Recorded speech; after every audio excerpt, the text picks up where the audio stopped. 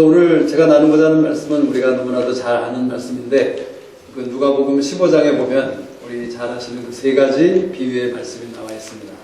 첫 번째로는 그 한 마리의 잃어버린 양에 대한 이야기와, 두 번째로는 그 잃어버린 그 여인의 드라크마, 동전, 은동전 하나, 그리고 세 번째로는 우리가 너무나도 잘 아는 탕자의 비유에 대해서 주님이 말씀하고 계신 것이죠. 이 15장의 배경을 보면 1절에 보면 모든 세리와 죄인들이 말씀을 들으러 가까이 나아오니 바리새인과 서기관들이 원망하여 가로되 이 사람이 죄인을 영접하고 음식을 같이 먹는다 하더라. 다시 말하자면 주님께서 그 소위 죄인과 세리라는 사람을 가까이 하니까 이 바리새인들과 서기관들, 그 당시에 그 종교 지도자들은 그것이 기분이 나빴던 것이죠. 자기들과 가까이 하지 않고 자기들이 생각하기에는 너무나도 한심하고 값어치 없는 그런 나쁜 사람들, 악한 사람들과 주님이 같이 하는 것이 참 못마땅하게 보였던 것입니다. 그래서 주님이 그 말을 들으시고, 그 원망하는 소리를 들으시고 이 세 가지 비유를 말씀하고 계신 것이에요. 다시 말하자면 주님은 우리가 생각하고 있는 그 죄인이라는 사람에 대해서 어떤 것이 하나님의 마음에 어떤 사람이 죄인인 것인가, 하나님이 죄인을 볼 때에 어떻게 보고 계신가를 이 세 가지 비유를 통해서 우리에게 말씀해 주신 것을 오늘 저녁에 나누기를 원합니다. 그 첫 번째 비유는 우리가 잘 알다시피 양을 100마리 가진 그 목자가 있었는데 한 마리 양이 길을 잃었습니다. 그런데 이 말씀에 보니까 양 100마리가 있는데 그 중에 하나를 잃으면 99마리를 들에 두고 그 잃은 것을 찾도록 찾아다니지 아니하느냐. 또 찾은 즉 즐거워 어깨에 메고 집에 와서 그 벗과 이웃을 불러 모으고 말하되 나와 함께 즐기자 나의 잃은 양을 찾았노라 하리라. 근데 이 세 가지 비유를 보면 주님께서 또 하나님께서 우리 아버지께서 결론적으로 말씀하시는 그 말씀들이 있습니다. 그래서 이 잃어버린 양의 비유를 보면 그 7절에서 주님께서 이렇게 말씀하고 계시죠. 내가 너희에게 이르노니 이와 같이 죄인 하나가 회개하면 하늘에서는 회개할 것 없는 의인 99을 인하여 기뻐하는 것보다 더하리라 라고 그 결론을 말씀하셨어요. 그리고 두 번째 비유를 통해서도 또 하나님께서 10절에 내가 너희에게 이르노니 이와 같이 죄인 하나가 회개하면 하나님의 사자들 앞에 기쁨이 된다 라고 말씀하시고요. 그 다음에 탕자의 비유를 보면 나중에 나누겠지만 그 아버지가 그 하나님을 상징하는 그 아버지께서 두 가지 말씀으로 선포하는 것을 우리가 보게 됩니다. 우리 네 가지 그 스테이트먼트를 통해서 하나님께서는 하나님이 죄인인 사람, 죄인된 사람들을 보실 때 어떠한 마음으로 보고 계신지 그것을 우리에게 오늘 저녁에 알려주시기를 원하시는 것이죠. 이 첫 번째 보면 주님 이 목자가 찾도록 찾아다니지 아니하느냐. 여러분 찾도록이라는 단어는 무엇을 의미하는 것입니까? 찾을 때까지 포기하지 않는 그러한 목자의 마음을 얘기해주고 있는 것이죠. 그래서 찾는다는 것은 이 그 7절에서도 말씀한 것 같이 죄인이 회개하고 하나님께로 돌아오는 것을 의미한다고 얘기하고 있습니다. 그래서 하나님께서는 죄인된 사람들을 찾기를 원하시고 그들이 돌아오기를 기다리고 계신다는 것을 바로 이 양을 찾는 모습을 통해서 우리에게 보여주고 계신 것이죠. 여러분 하나님이 우리를 기다리고 계신 줄 알고 계십니까? 우리의 어떤 죄의 모습에 대해서 여러분이나 저나 혹시라도 아직까지 감추고 있는 또는 아직까지 벗어나지 못하고 있는 어떤 잘못된 영역과 어떤 연약함 가운데 있다면 하나님께서는 그것으로부터 우리가 벗어나기를 원하고 그것으로부터 돌이켜서 하나님께 돌아오기를 원한다는 것이에요. 하나님은 오래 기다리시는 분이십니다. 그런데 우리는 그 하나님의 그 인자하심을 때로는 그것을 경멸히 여기는 가운데 어쩌면 내가 하는 것이 괜찮은 짓이다. 내가 하고 있는 것이 용납되는 것이다. 라고 착각하는 그러한 생각을 할 때가 있는 것이죠. 그래서 사도 바울은 로마서 2장 4절에서 혹 내가 하나님의 인자하심이 너를 인도하여 회개케 하심을 알지 못하며 그의 인자하심과 길이 참으심의 풍성함을 멸시하느뇨 라고 우리에게 묻고 있습니다. 하나님은 우리 죄인된 우리가 하나님께로 돌이키기를 원하고 여러분이나 제 안에 혹시 있을 수 있는 어떤 죄의 영역이 있다면 오늘 이 저녁에 그 죄를 떠나라고 말씀하고 계신 것이에요. 하나님께서 지금까지 오랫동안 우리를 기다리셨다고 말씀하고 있습니다. 근데 하나님께서는 most likely 더 기다리실 것이죠. 우리가 돌아올 때까지 뉘우치고 깨닫고 하나님께 리턴할 때까지 하나님은 기다리실 것입니다. 그렇지만 the sooner the better. 우리가 더 빨리 하루속히 우리가 정말 주님께로 돌아갈 수 있다면 그것으로 인해서 하나님은 너무나도 기뻐하고 즐거워하실 것을 얘기해 주고 계신 것입니다. 하나님은 찾으신다라고 말씀하세요. 이 찾으신다라는 단어를 보면 이 하나님 아버지께서 얼마나 그 죄인이 회개해 돌아오는 그 회개하는 그 모습을 그러한 일을 반드시 이루시겠다는 그러한 결정적인 그러한 결단 있는 그런 마음을 보여주는 것이 바로 이 단어라고 저는 생각해 봅니다. 여러분, 하나님께서는 어떠한 대가를 통해서라도 어떠한 대가를 지불하고서라도 하나님께서는 죄인된 우리를 하나님께 돌이키기 원하셨어요. 그래서 우리가 너무나도 잘 알다시피 하나님의 그 독생자 예수 그리스도를 그 목숨을 생명을 우리를 위해서 포기하게 하셨고 십자가에 달리게 하셨던 것을 우리는 너무나도 잘 기억하고 있습니다.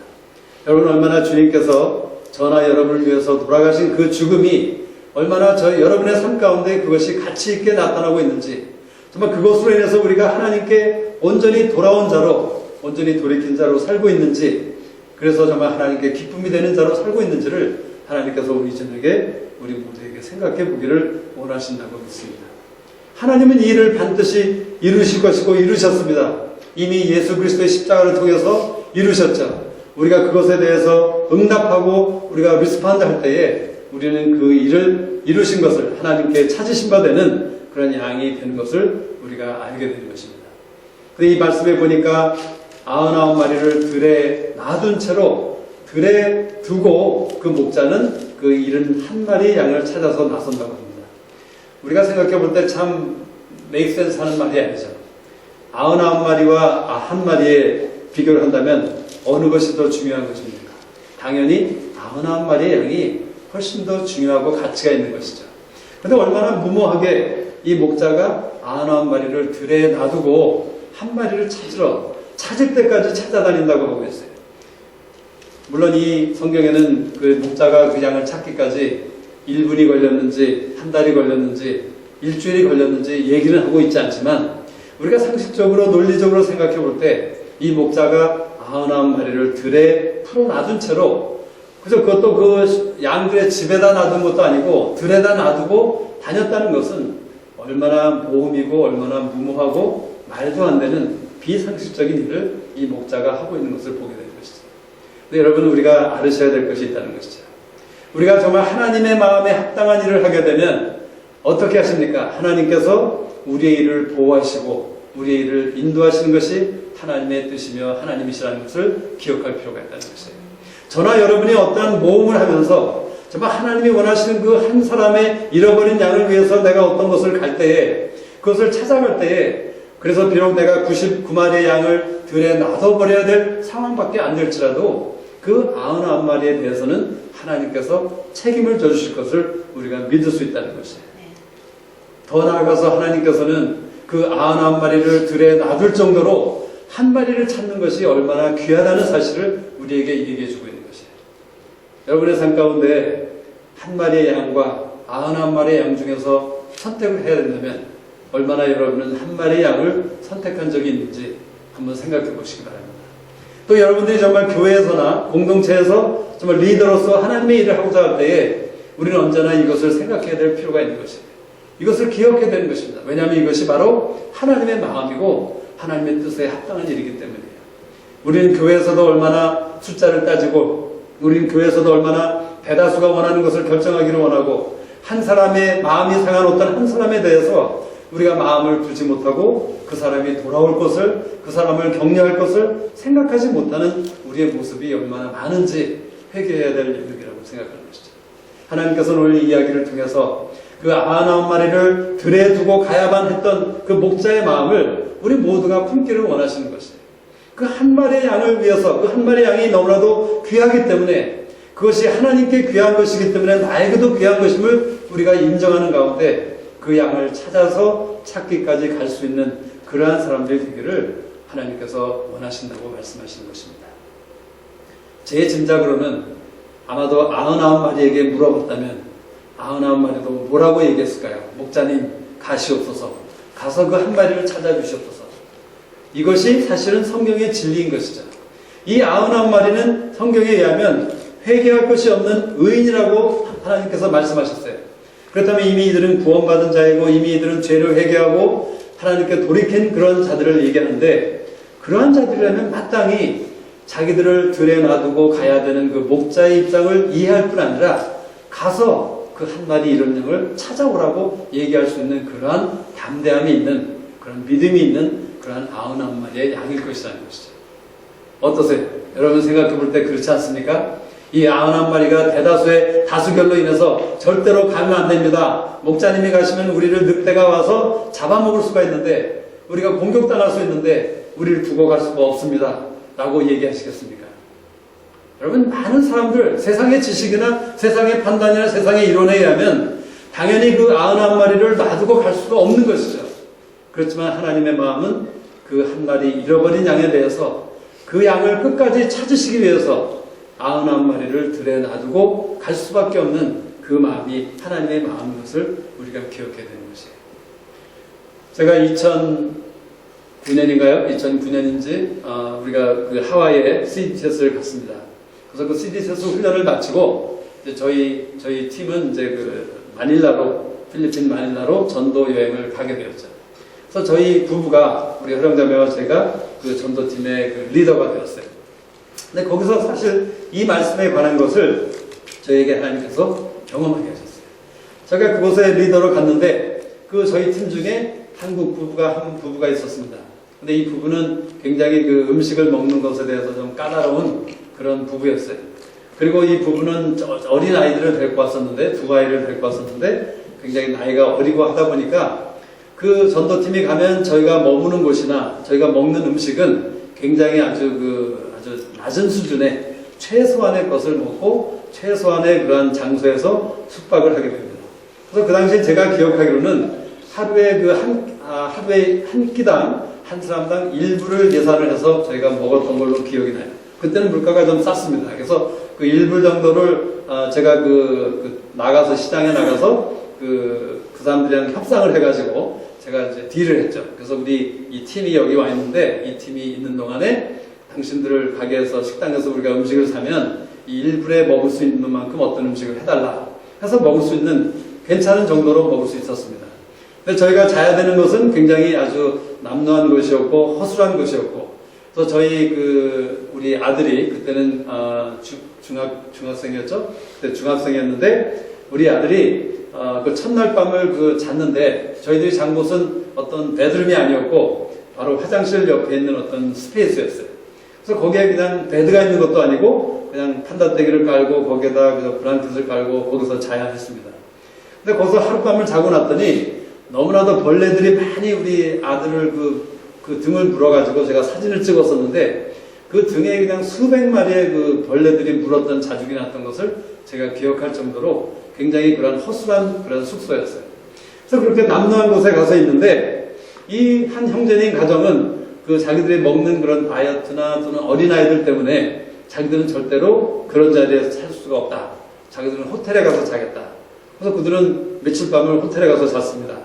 그리고 자기들은 먹는 것도 이 정도 먹어갖고는 자기는 견딜 수가 없으니까 자기들은 더 좋은 음식을 내 돈으로 사 먹겠다 하면서 그 단체 활동에서 완전히 자기 독립적인 행동을 하겠다는 것이었죠. 굉장히 우리에게 어려움이 되었습니다. 저희 팀에게 어려움이 되었고 한국 사람이었기 때문에 또 우리 그 전도 여행팀의 총관할하는 그 학교 교장은 이제 미국 분이었는데, 미국 부부였는데 그분들에게 참 최성할 정도로 어려움을 주었던 가정이 있었습니다. 그래서 마침내 우리 교장 선생님 되시는 그 부부께서 저희들에게 의논하기를 아무래도 이 가정은 안 되겠다. 이 가정을 퇴학시켜야 되겠다. 하는 그런 얘기를 나누게 되었어요. 근데 그때 하여튼 하나님의 은혜로 저희 허령자매와 제가 그 교장 선생님에게 간곡히 부탁을 해서 이 형제를 좀 이해하고 좀 이 형제를 기다려주자 하는 그런 마음으로 우리가 기다렸고, 그것 때문에 우리는 많은 대가를 지불하게 되었습니다. 어떤 대가인지 아시죠? 여러분, 우리 모두가 한 팀으로 어떤 여행을 갔는데 여러분 중에 어떤 분들이 그렇게 따로 놀고자 자기들은 좋은 호텔에 가서 좋은 음식을 먹고자 한다면 나머지 분들이 얼마나 기분이 나쁘고 얼마나 마음이 상하겠습니까? 우리 사역에 영향을 줄 수 있는 것이었고 엄청난 대가를 지불할 수밖에 없는 그러한 일이었습니다. 하지만 하나님께서 그 그 한 마리 잃어버린 양에 대한 마음을 아마도 그때 저희들에게 주셨던 것 같아요. 또 저희가 그 퇴학시키려는 그 교장 선생님의 생각을 우리가 맡게 되었고, 결국은 지금은 그 형제님 부부가 한국에서 아주 유명한 가스펠싱어로 활동하고 있는 좋은 그런 리더로 세워진 것을 보게 됩니다. 여러분, 하나님의 마음이, 하나님의 일이 이렇게 된다는 것이죠. 우리는 생각하고 우리가 논리적으로 따지고 계산기를 두드리다 보면 당연히 99마리를 위해서 우리가 무엇을 해야 할 것 같지만, 하나님은 종종, 아니 때로는, 아니 maybe more likely, maybe 대다수의 경우는 하나님께서 우리의 마음을 그 하나의 연약하고 정말 그 비천한 그 한 잃어버린 양에 대해서 우리의 마음을 가지기를 원하는 것이 하나님의 마음이라는 것이에요. 이것이 바로 하나님의 마음인 것입니다. 우리가 이런 하나님의 마음, 그 죄인에 대한, 연약한 자에 대한 하나님의 마음을 알지 못할 때는 우리는 세상 사람들과 아무것도 다를 것이 없는 그런 사람으로 교회에서 일을 하고 교회의 리더가 되고 어떤 공동체를 이끄는 그런 잘못된 지도자상을 가지는 잘못된 일을 할 수가 있게 된다는 것이에요. 그래서 오늘 저녁에 저는 하나님께서 우리 모두에게 이러한 한 잃어버린 양에 대한 안타까운 마음, 그 양을 찾고자 하는 그 양을 위한 그런 마음을 우리 모두에게 부어주시기를 원하는 그런 기도를 했습니다. 여러분이 정말 여러분의 삶이나 여러분의 사역 가운데서 정말 이러한 마음을 가지고 할 때에 하나님께서 얼마나 놀라운 하나님의 은혜로 여러분이 속한 그 교회나 공동체를 축복할 것인지를 기대할 수가 있는 것이죠. 또 한 가지 재미있는 것은 이 말씀에 보면 죄인 하나가 회개하면 하늘에서는 회개할 것 없는 의인 99을 인하여 기뻐하는 것보다 더하리라. 이 말씀을 생각해 보셨나요? 의인 99을 인하여 기뻐하는 그 의인 99으로 인해서 하나님이 받을 수 있는 그 기쁨보다도 한 사람의 그 죄인이 회개하고 돌아오는 것이 더 기쁘대. 왜 그럴까요? 이것은 어떤 수학 공식에서 나오는 것인가요? 하늘나라의 수학 공식이죠. 우리가 배웠던 산수 계산으로 하면 절대로 말이 안 되는 그러한 원칙이기도 합니다. 근데 제가 이것을 생각해 봤을 때 하나님이 주셨던 예는 이런 것이에요. 여러분이 아시다시피 저나 여러분 한 분 한 분은 하나님 앞에서 하나님이 우리에게 말씀하실 때, 하나님이 우리에게 말씀해 주실 때 뭐라고 말씀하시겠어요? 현수야, 너는 이 세상에서, 이 우주에서 나에게 가장 존귀한 딸이다 라고 얘기하시겠죠. 또 우리 허령자매에게 동일하게 얘기할 것입니다. 또 저에게도 동일하게 얘기할 것이라는 것이죠. 제가 오늘 인터넷을 찾아봤습니다. 전 세계 인구가 몇이나 되는가 했더니 74억이래요. 근데 보니까 그냥 그 한 1초에 그냥 몇십 명씩 그냥 계속 인구가 올라가는 것이에요. 엄청난 그런 인구입니다. 그래서 우리가 잘못 생각하면 주님께서 십자가에 달려 돌아가셨을 때에 주님의 생명 중에 74억분의 1만이 저를 위해서 돌아가신 것이고 74억의 1을 우리 현수자매를 위해서 돌아가신 것이고 이렇게 계산할 수 있는 것입니까? 아니죠. 주님은 우리 한 사람 한 사람을 위해서, 우리 한 사람 한 사람이 너무나도 귀하고 특별하기 때문에, 존귀한 존재이기 때문에 우리를 위해서 주님의 목숨 전체를 나를 위해서 주셨고 여러분 한 사람 한 사람을 위해서 십자가에 달려 돌아가신 것을 우리가 생각할 수 있는 것이에요. 우리가 이 사실을 생각할 때는 그렇다면 그 한 사람이 돌아온 것이 얼마나 더 큰 기쁨이 되는가를 우리가 이해할 수 있는 것이죠. 납득할 수 있는 것이에요. 더 나아가서 여러분 100마리가 있었는데 100마리의 양이 있었는데 한 마리가 잃어버렸습니다. 이제 다시 한 마리가 돌아오면 어떻게 되는 것이죠? 100마리 온전한 공동체가 이루어지는 것이죠. 하나됨이 이루어지는 것을 의미하는 것입니다. 우리 99마리가 누릴 수 있는 한 마리가 빠져버린 그 공동체에 한 마리가 없어진 그런 공동체로서의 누릴 수 있는 그 어떤 기쁨보다 그 한 마리가 다시 채워짐으로 인해서 우리 공동체가 온전케 되고 컴플리트하게 되고 하나가 되고 유니티를 이룰 때 그 기쁨은 말로 다 할 수 없는 것이 당연한 것이라는 것이죠. 그래서 하나님께서는 죄인 하나가 회개할 때에 회개할 것이 없는 의인 99을 인하여 기뻐하는 것보다 더하겠다라고 하나님이 말씀해 주시는 것이죠. 두 번째 사건은 드라크마 사건입니다. 어느 여자가 10 드라크마가 있는데 하나를 잃으면 등불을 켜고 집을 쓸며 찾도록 부지런히 찾지 아니하겠느냐. 그래서 10절에 가서 이와 같이 죄인 하나가 회개하면 하나님의 사자들 앞에 기쁨이 되느니라 라고 말씀하셨어요. 자, 이 드라크마가 도대체 무엇입니까? 제가 찾아보니까 드라크마는 이 밸류로 따지자면 19전 정도가 되네요. 19전. 19 cents. 19달러도 아니고 19센트. 물론 어떤 그 역사적인 배경이나 상황과 그 때에 따라서는 조금 더 가치가 있었지만 대체적으로 19센트라는 가치를 가진 것이 이 드라크마라는 코인인 것이에요. 그렇다면 여러분 한번 생각해 보셨어요? 이 드라크마 20전도 안 되는 그 다임 두 개를 잃어버렸는데 그 다임 두 개를 찾기 위해서 물론 잠깐은 찾아보겠죠. 저 같으면 잠깐은 찾아볼 것이에요. 그렇지만 그 다임 두 개를 찾기 위해서 집을 쓸어가면서 등불을 켜고 부지런히 찾도록 찾을 때까지 찾으시는 그 모습, 얼마나 우리 중에 몇 분이나 그런 모습을 가지고 있겠습니까? 아마도 우리가 생각할 때는 우리 모두는 아마도 그렇게 하지 않을 것이라는 것이에요. 그렇다면 왜 이 여인이 그 가치 없는 드라크마를 그렇게 열심히 부지런히 찾을 때까지 찾았을까? 그것은 그 여인에게 소중했기 때문에 그런 것이에요. 그 여인이 그것이 소중한 것으로 알았기 때문인 것이에요. 여러분, 우리들이 살다 보면 우리가 가진 어떤 소유물 중에서 소중한 것들이 있지 않습니까? 제가 가끔 산책을 나가다 보면 전보산대에 무엇이 붙어 있습니까? 자, 우리 강아지를 잃어버렸는데 찾아주시는 분에게 상금을 주겠습니다. 300불. 이렇게 써있는 광고를 보게 돼요. 어떤 분은 500불짜리도 제가 본 적이 있어요. 어떤 사람은 그 고양이까지도 찾아주면 돈을 준대요.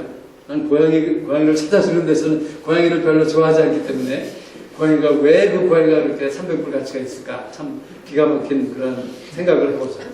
그런데 그 고양이 주인에게는, 그 강아지 주인에게는 그 강아지와 그 고양이가 귀하기 때문에 그것을 어떻게 해서라도 찾고자 하는 가치를 두고 있는 것을 우리가 너무나도 잘 알고 계시죠.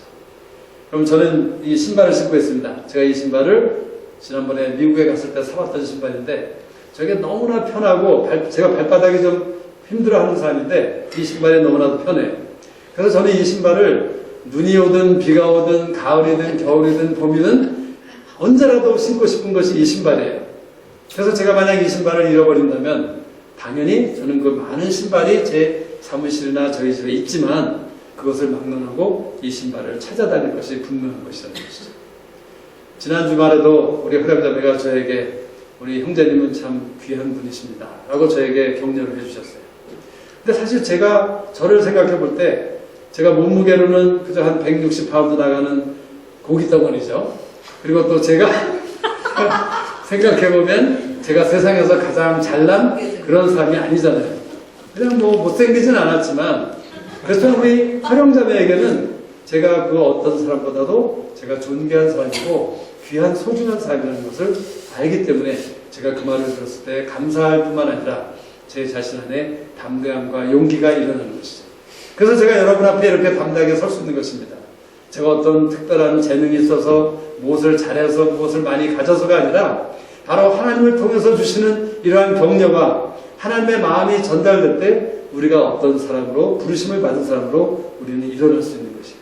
그렇기 때문에 우리 서로에게 격려함이 필요하고 그렇기 때문에 우리가 하나님의 마음을 알아서 하나님이 우리를 볼 때 어떻게 보고 계신지를 우리가 알 때에 우리는 정말 세상에서 가장 귀한 사람, 가치 있는 사람, 존귀한 사람으로 살아갈 수 있다는 것이에요. 여러분의 상황이나 여러분의 어떤 사건이나 누가 여러분이 여러분에게 하는 어떤 말들이나 그런 것들로 인해서 영향을 받는 사람이 아니라 내가 정말 하나님이 아시는 어떤 사람이라는 사실을 알 때 내가 하나님 안에서 내가 나야말로 하나님께 가장 존귀하고 소중한 사람이다. 가치를 매길 수 없는 그런 존귀한 사람이라는 것을 제가 분명히 알 때는 계시 가운데 그 지식을 가지고 있다면 여러분의 삶 가운데 있는 어떤 상황들, 어떤 사람의 말들 상관이 없는 것이에요. 그것으로 인해서 우리가 위축될 필요가 없는 것이죠. 그것으로 인해서 우리가 좌절할 필요가 없다는 것이에요. 그것으로 인해서 우리가 염려하고 걱정할 수 없다는 것이랍니다. 우리가 그러한 사실을 알지 못하기 때문에 우리가 그런 상황이나 사건으로 인해서 우리는 영향을 받고 우리는 정말 어려워하고 힘들어하는 것이 우리의 부족한 모습이라는 것이죠. 그래서 이 두 가지 이야기를 통해서 우리가 알 수 있는 것은 무엇입니까? 하나님의 우리에 대한 뜻은 우리가 존귀하다. 그리고 하나님은 우리가 돌아올 때까지, 하나님께로 돌아올 때까지 기다리고 계신다. 그리고 하나님께서는 어떠한 대가를 지불하시고라도 우리를 반드시 리딩하실 것을 하나님께서 이 두 가지 이야기를 통해서 우리에게 말씀해 주고 계신 거예요. 이 세 가지를 다 기억 못 하신다면 한 가지만 기억하세요. 하나님께서 저를, 형제님을, 자매님을, 저를 존귀한 자로 보고 계신다는 그 사실. 아무리 죄인일지라도, 내가 어떤 죄 가운데 있을지라도 하나님은 저를 보실 때 그런 존귀한 자로 보고 계신다는 것이에요. 오늘 우리 정수자매가 중보기도로 인도했지만 사실 우리가 그런 생각을 해보면 김정은이라는 사람을 생각해 볼 때 우리가 그 사람을 어떻게 존귀한 자로 생각할 수 있겠습니까? 근데 이 말씀에 의하면 우리가 그렇게 할 수 있어야 된다고 하시는 것이에요. 우리가 어쩌면 그 이북과 이면수 목사님을 위해서 기도할 때에 지금까지는 그 목사님을 위한 어떤 기도와 많은 것들을 기도했지만 어쩌면 하나님께서 세기를 보여주신다고 저는 믿습니다. 그것은 무엇입니까? 그 북한 사람들과 북한의 리더들과 그 북한의 그 리더로서 특별히 그 김정은이라는 그런 악한 일을 많이 행하는 그런 악인일지라도 그 사람도 죄인이고 하나님께 돌이킬 때는 하나님께서 그에 대한 그 보배롭고 존귀로운 생각들을 그를 통해서 이루기를 원하시는 그 마음을 가지고 계신 것이 하나님이라는 사실을 우리가 겸손한 가운데 인정할 필요가 있다는 것이에요. 우리가 이러한 그 과격한 우리의 그 관점을 바꾸지 못한다면, 하나님의 뜻에 합당한 마음을 품지 못한다면 우리는 제대로 기도할 수 없는 것이죠. 우리는 제대로 하나님의 나라의 일을 감당할 수 없는 것이에요. 여러분, 지금 당장은 저도 그 사실에 대해서 지금 이렇게 여러분에게 나누고 있는 저도 그것에 대해서 참 이해가 안 오고 제 마음에 닿지 않는 것은 사실인 것이에요. 그렇지만 분명한 하나님의 진리가 어떤 것이기에 우리가 그것에 대해서 올바른 진리를 구하고 올바른 마음을 가지고자 하는 그런 소원을 갖는 것은 우리 모두에게 필요한 것이라고 생각됩니다. 이 탕자의 비유 너무나도 잘 아는 사건입니다. 그런데 이 아버지께서 24절에 이렇게 고백하고 있습니다. 이 내 아들은 죽었다가 다시 살아났으며 내가 잃었다가 다시 얻었노라 하니 저희가 즐거워하노라 라고 얘기합니다. 이 내 아들은 죽었다가 다시 살아났으며 내가 잃었다가 다시 얻었노라. 자, 드라크마와 양에 대해서는 아들이라는 단어를 쓰지 않으셨죠. 물론 탕자는 사람이니까 또 아들이라는 단어를 썼는지 모르지만 분명히 이 말씀에 의하면 하나님은 죄를 해결하는 데서 그치는 것이 아니라 하나님께서는 우리와 하나님과의 관계, 아버지와 아들, 아버지와 딸과의 관계를 회복하기 원하시는 마음을 우리에게 말씀해 주고 계신 것입니다. 저나 여러분이 죄인일지라도 우리가 하나님께 돌아갈 때에 하나님께서는 그 죄인인 자리에서 우리를 구해주실 뿐만 아니라 더 나아가서 우리를 아들로, 우리를 하나님의 딸로, 우리를 관계를 회복시켜 주시기를 원하신다는 것이에요. 여러분, 이것을 생각해 보셨습니까? 우리가 어떤 사람에 대해서, 우리가 어떤 형제나 자매에 대해서 우리가 어떤 그들의 연약함이나 그들의 죄나 그들의 잘못됨을 볼 때에 하나님께서는 그들에 대해서 관계를 회복하기 원하신다는 사실을 우리가 기억할 필요가 있는 것이에요. 왜냐하면 아버지께서 그 마지막으로 네 번째 하신 형에게 했던 말씀은 이렇게 말씀하고 있습니다. 이 내 동생은 죽었다가 살았으며, 그 하나님께서 내 동생에 대해서 얘기하고 있는 것이에요. 무엇을 말합니까? 첫 번째 스테이트먼트는 하나님이 우리와 하나님과의 관계 회복을 얘기해 주셨다면, 두 번째 말씀을 통해서 하나님은 나와 형제, 나와 자매와의 관계, 수평의 관계에 대해서 하나님이 회복하기를 원하신다는 것을 우리에게 얘기해 주고 계신 것이죠. 우리가 정말 하나님이 죄인 된 나를, 죄를 용서하실 뿐만 아니라 그것으로 인해서 기뻐하실 뿐만 아니라 하나님께서 나를 하나님의 아들로, 하나님의 딸로 나를 인정해 주시고 나를 회복시켜 주시고 나와 친밀한 관계 가운데 두기를 원하시는 그런 마음을 우리에게 보여주신다면 우리는 동일하게 그것을 아는 사람으로서 당연히 우리의 형제와 자매에게 동일하게 나아갈 것을 얘기해 주고 계신 것이에요. 사실 로마서 8장 28절 우리 모두가 너무나도 잘 아는 말씀이지 않습니까? 로마서 8장 28절에서 30절에 이렇게 기록하고 있습니다. 우리가 알거니와 하나님을 사랑하는 자 곧 그 뜻대로 부르심을 입은 자들에게는 모든 것이 합력하여 선을 이루느니라. 하나님이 미리 아신 자들로 또한 그 아들의 형상을 본받게 하기 위하여 미리 정하셨으니 이는 그로 많은 형제 중에서 맏아들이 되게 하려 하심이니라. 또 미리 정하신 그들을 또한 부르시고 부르신 그들을 또한 의롭다 하시고 의롭다 하신 그들을 또한 영화롭게 하셨느니라.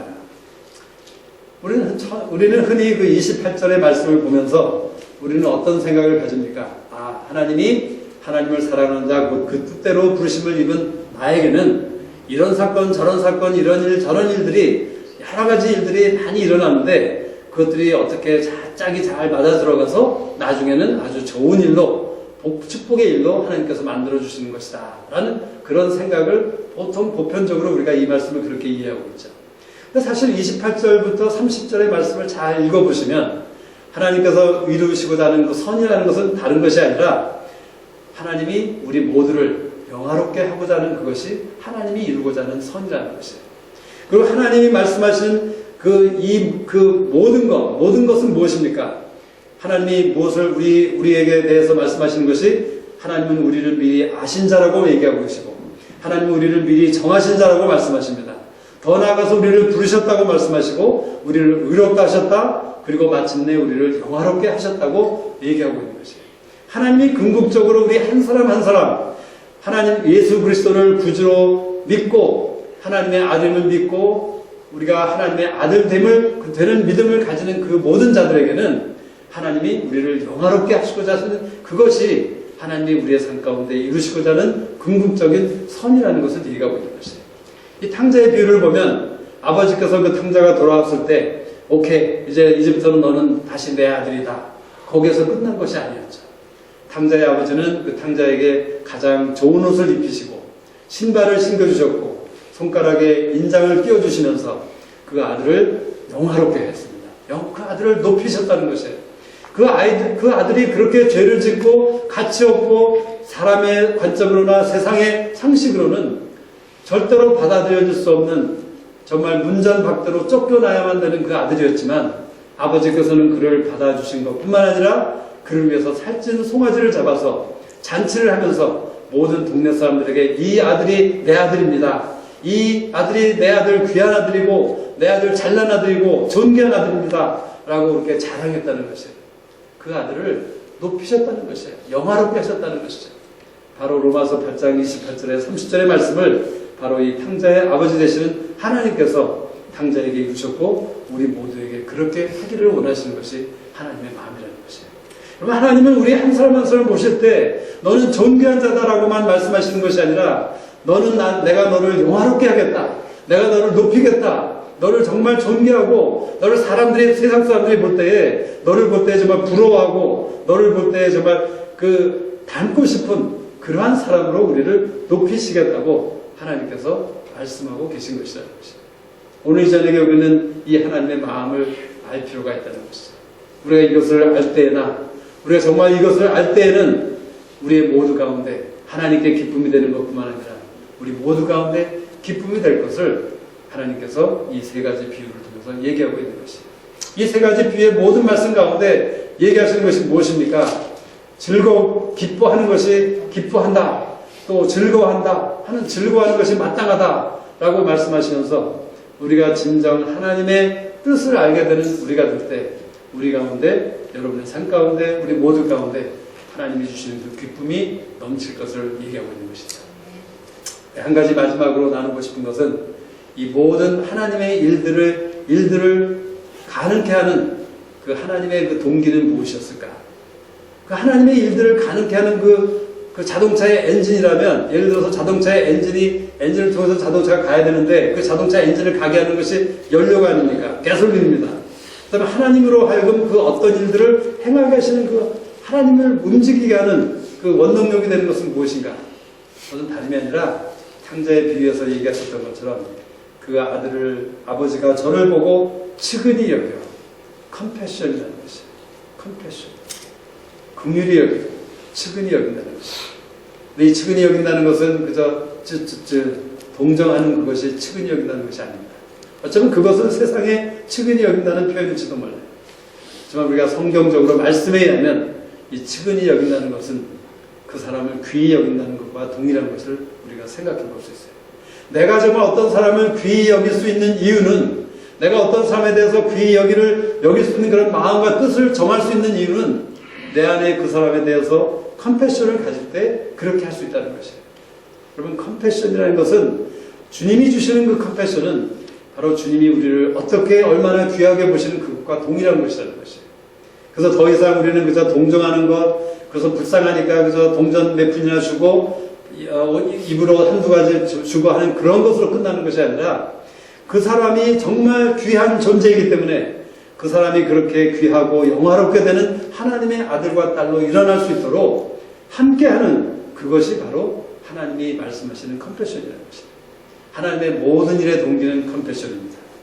여러분이나 저나 하나님의 일을 하고자 할 때, 선교를 하고자 할 때, 말씀을 나누고자 할 때, 또는 찬양 인도를 하고자 할 때, 중보기도를 하고자 할 때, 여러분의 마음속에 그 컴패션이 동기가 되지 못하고 있다면 어쩌면 우리는 잘못하고 있는지도 모른다는 것입니다. 우리가 정말 하나님의 그 컴패션을 품는 가운데 우리가 말씀을 전하고 찬양을 나누고 같이 기도하고 예배를 드리는 우리가 될 때 정말 우리 모든 이 자리에 있는 모든 분들은 지금까지 행하지 못한 그런 새로운 길을 행하는 그런 축복을 경험하게 될 것을 이번 2016년 초에 하나님께서 우리 모두에게 약속하실 것이 아니겠습니까? 정말 이 컴패션으로 하여금 우리 모두가 하나님의 마음을 알고 그래서 우리 모두가 서로를 존귀하게 여기고 내가 얼마나 존귀한 자인 것을 아는 가운데 우리가 이 세상에 나가서 살 때에 나의 삶이 내 삶이 정말 하나님께 귀한 예배로 받아들이는 그런 축복된 삶이 될 줄로 믿습니다. 잠깐 기도하겠습니다.